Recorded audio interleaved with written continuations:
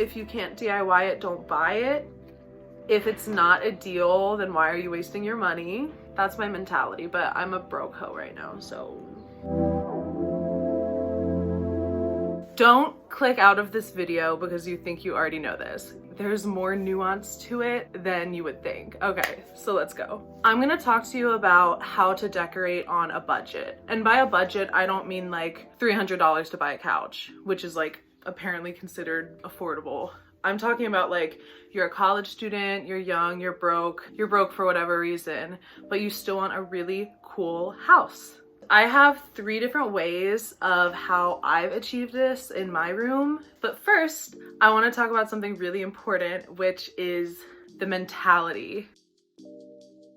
This is not just about buying things, it's about the mindset and how you conceive of furniture. Also, I'm like so sorry, I'm kind of loopy right now. A lot has happened. I was in the ER, blah, blah, blah, blah, blah. I'm on medicine, whatever. We're gonna have a fun, unhinged type video today. Trends work on a bell curve, and the beginning is early adapters. By the time stuff is in Target, you're already at the late adapter stage. Like it's already hit its peak. So basically, you want to be the early adapter in any trends you use in your home. If you're following trends. Like, it's perfectly valid not to care about trends at all and to just go with your own internal vision. But I think like a blend of the two is very fun for me personally. So if you see something in Target, you just need to remind yourself that that is already popular and that by the time you make a DIY version of it, it might be on the way out. Instead, I challenge you guys to think about what next season is gonna be, or next season. And to think like that, you can't just like go on Pinterest, see a picture of a bed frame and think, I want that bed frame. Instead, you would be going on Pinterest and say, looking up pictures of Hollywood starlets' bedrooms in the 1960s and see, oh, Jane Mansfield had a mirrored bed frame. I think that trend is gonna come back into style. Maybe I could DIY a mirrored bed frame. For example, that's how my thought process would work. Instead of thinking literally, think conceptually. Because furniture and home decor is very conceptual. We treat it as something functional, but it really is an art form, and that's really beautiful, and it's fun to explore that. Use your instincts to think about the color, the form, the time period. Think about how it would interact with things you already own as well. Because we have to remind ourselves that we don't live in these Pinterest bedrooms. Not every trendy piece is gonna look good in our home. We need to think with like the themes and the styles and just like the mood of the room that we already have. And for example, say you like an Art Deco type vibe to your house. Say you go to Goodwill and you find something that's semi-Art Deco, because you've been thinking and contemplating that theme and like researching other design from that time period, maybe you'll be able to make a better thrift flip because you've researched it and you really care about what it's conveying as opposed to just making it a one-to-one replica of something you saw online. Same thing with this mentality. I like to make very specific Pinterest boards and really curate them. If I don't like an image, or if I only like one thing in the image, I'm not gonna repin it. Like, I need to like the entire thing and have it fit my mood board. You can also use Instagram, the Save tab. And my last mentality related tip is, IKEA is not your friend, IKEA is your acquaintance. I think we see so much stuff online that's like IKEA thrift flip, IKEA hack, but that's because YouTubers and TikTokers are doing that to be relatable. Like that way the tutorial can be followed by other people because other people can buy the IKEA furniture. But for you yourself, IKEA is actually kind of expensive. Like I don't consider that cheap still, like for like a set of drawers or whatever. In that case, why don't you try to go to Goodwill or Facebook Marketplace or even find something on the curb that you could then do the same thrift flip. Oh my god, it's so hard to say. Basically, IKEA is a relatively inexpensive place to get furniture, but when you're on a budget, I don't think you should be shopping retail at all. I think you should be only thrifting for the most part. And that leads me to my first topic. Okay. For For me, there are a couple of thrift stores in my area. Goodwill is a good one that I think a lot of people have access to. And in my opinion, there are some things you should get from Goodwill and some things you shouldn't. Goodwill is great for like home wares, such as like kitchen stuff. And in terms of decor, I think art and frames, like case in point, two right there. Fake trees are really expensive, like full price, but I got this one at Goodwill for maybe like $15. And the thing about fake trees is when you see them in the context of the Goodwill store, just surrounded by random furniture, they can look really tacky. But when you get them home in your room, they really do like transform a space. So it's definitely worth a shot if they're that cheap. Another great thing to get at Goodwill and other thrift stores is linens. I got a comforter there that I used as upholstery for a chair. The linens are so cheap. Even if you're a seamstress, you could sew stuff out of them. Like I've seen people make those blanket pants. Even if you don't think of it as furniture at first, you can find a way to incorporate it into a piece that's really cool. Oh, and mirrors. Mirrors are so expensive new.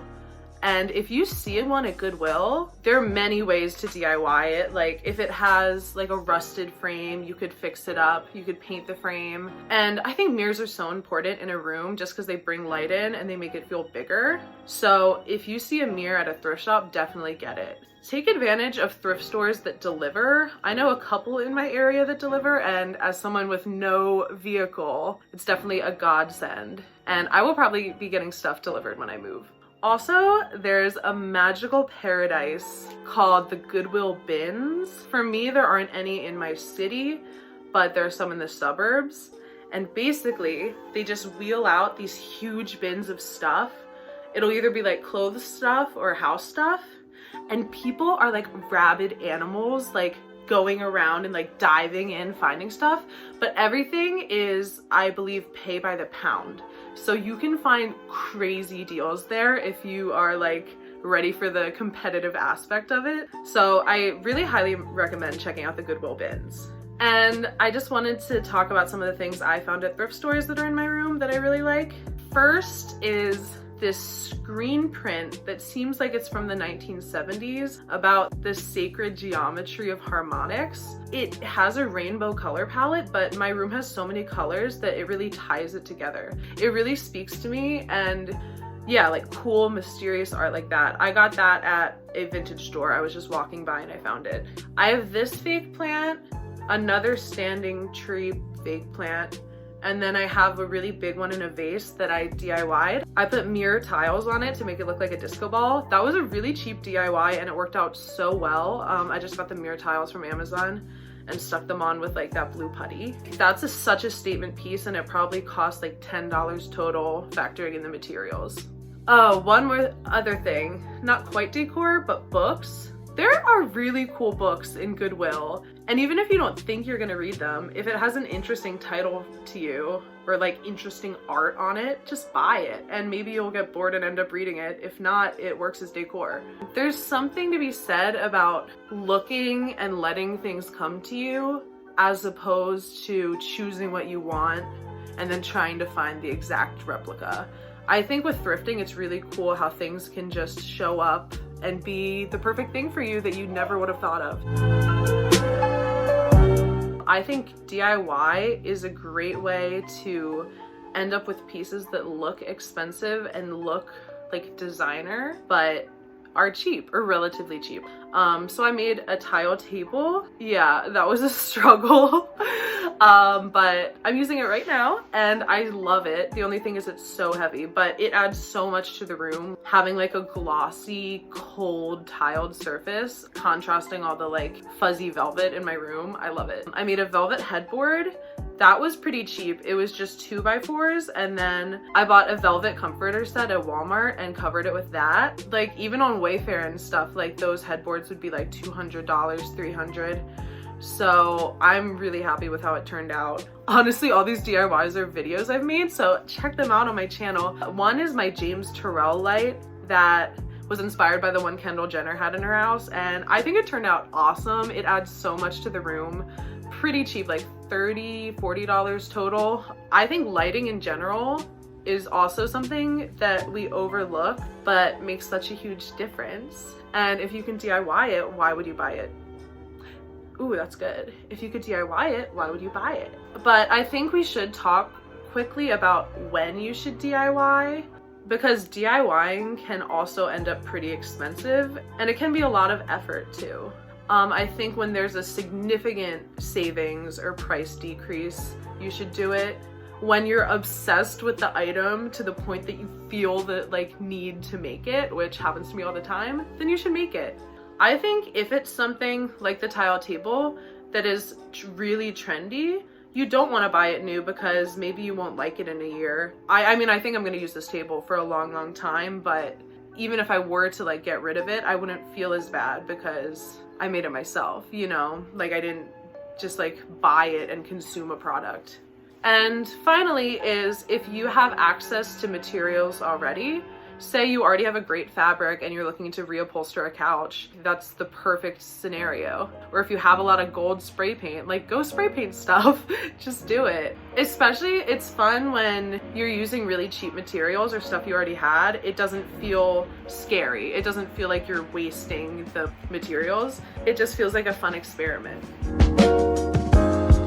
So next I want to talk about Facebook Marketplace and Craigslist. I use Facebook Marketplace more than Craigslist. I think I've used Craigslist once.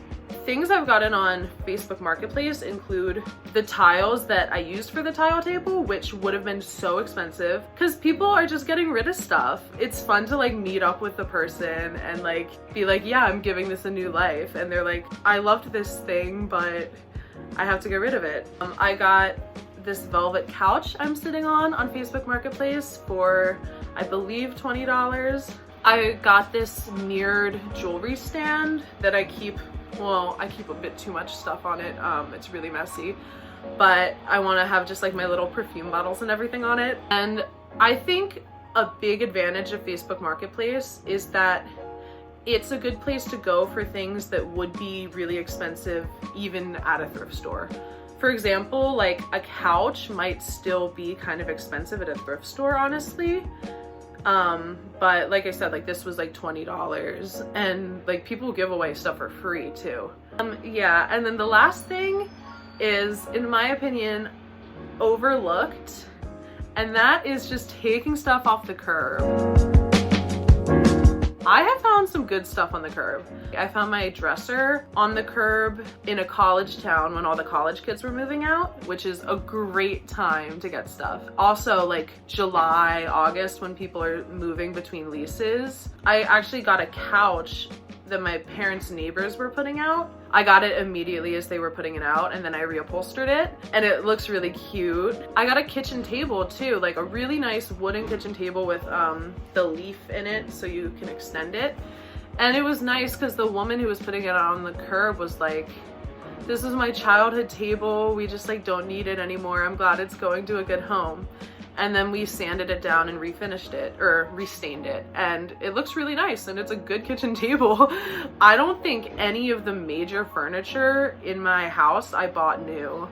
I bought a desk from IKEA a long time ago that I don't like anymore because it just looks like every IKEA desk. The bigger the variety of places you're sourcing your decor from, the more interesting your home is gonna look. You don't want everything to come from Anthropologie. You don't want everything to come from Target because it will look generic. It just will.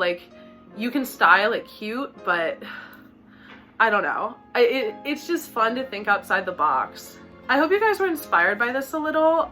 I could talk about this for hours, but hopefully some of these tips help you in your search to decorate your house and make it a beautiful home.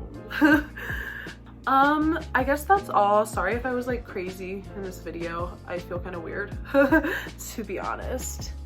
But yeah, I've been doing kind of good with regular uploads, but I will keep them even more regular. And thank you for all the kind comments too. I'm trying to reply to all of them. I really appreciate it. Thank you guys so much. Have a good day.